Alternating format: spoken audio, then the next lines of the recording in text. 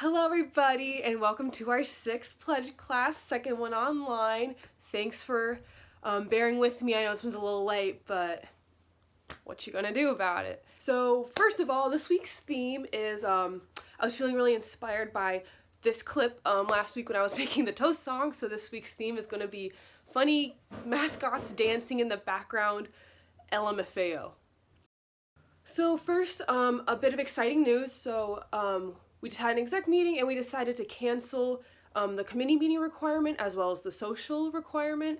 So you guys don't have to worry about that anymore. Good news, good news. Okay, so another important thing we had to talk about is our second pledge class video. So that means we have one left. It's going to be our final. So how this is going to work is in the video, I am going to go through everything. I'm going to go from the start to the most recent material, and I'm going to talk about all of it. So it should be a review. There's going to be nothing new. And the reason I'm going to do this is because a lot of you guys may not have the notes for all of the classes, and you guys don't have access to the PowerPoints, or, you might not have access to people who do have the notes. Another reason I'm doing this is because typically when you guys take your finals in a normal pledge class, your bigs would come in and help you with all the questions and stuff. So pretty much I'm going to be your surrogate big. Yeah, I know that's really exciting. I know you guys are all really thrilled about that, so yeah. So for this next part of the video, I'm going to be talking about a couple of things about APO in general that I would like you guys to know about. So the first thing is appointed positions. So appointed positions are kind of like a step below exec in terms of holding a leadership position in APO. There's a whole bunch of them.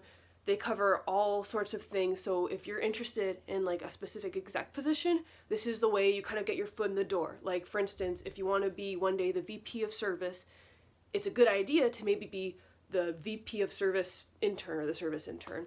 Or say you like the pledge educator, you think I'm pretty cool, you can be a pledge ed assistant.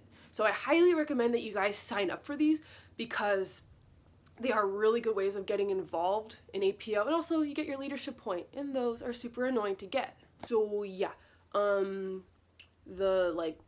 link for the form will be sent out one day in the future. So when it is sent out, I highly recommend you all sign up for it.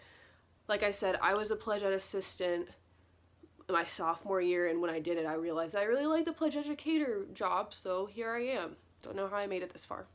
Okay, now on to the lecture part of today's talk. So this is my least favorite class because it is all the miscellaneous information about APO. So this one's kind of a crapshoot. There's a lot of random stuff, so there's really no connection between any of them, just letting you guys know in advance, so just sit through it, I guess.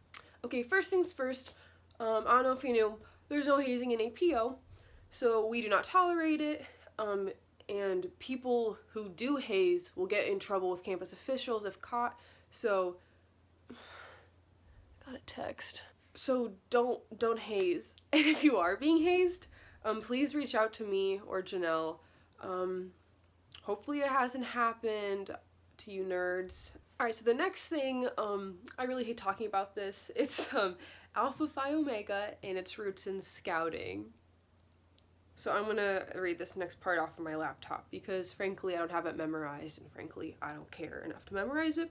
So scouting programs are based on the concept of helping others without a reward. Horton, the guy who founded APO, he observed that scouts applied these principles of the Scout Oath and Law, and they often sacrificed something personal to help someone else. Horton decided that this philosophy could provide the foundation for APO. He sought men who shared this belief, and they were all former scouts. So at first, membership was just restricted to former scouts. Obviously now, you don't have to be a scout, you don't even have to be a guy, you can be a chick and not a scout. So overall, service is something that a lot of scouts do and are very passionate about, so we believe that these foundations would really translate well into APO. Here is the Scout Law. A scout is trustworthy, loyal, helpful, friendly, courteous, kind, obedient, cheerful, thrifty, brave, clean, and reverent. I'd say I'm about 3 out of 10. 3 out of 10 on those. Next up, we got the Scout Oath. On my honor, I will do my best to do my duty to God and my country and to obey the Scout Law, to help other people at all times, to keep myself physically strong, mentally awake, and morally straight.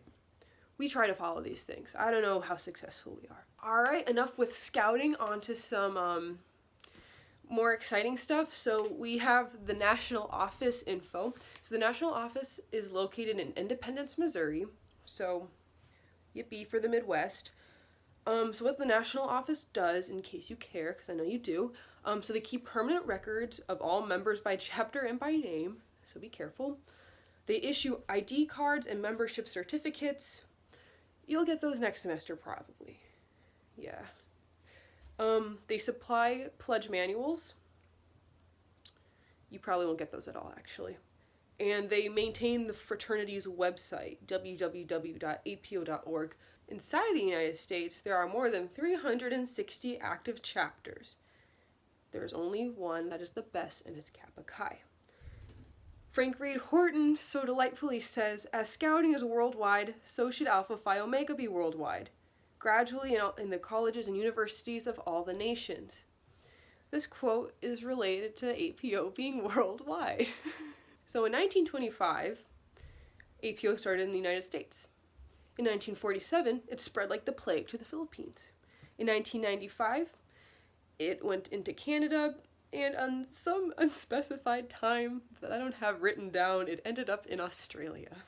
Due to the fact that this is a worldwide fraternity, in 1994, ICAPO, spelled ICAPO, was founded as the International Council of Alpha Phi Omega, and it was just pretty much done to regulate Alpha Phi Omega on an international level. The last thing I'm going to be talking about in this very random RARXD pledge class is the 7 families we have in our chapter Kappa Chi.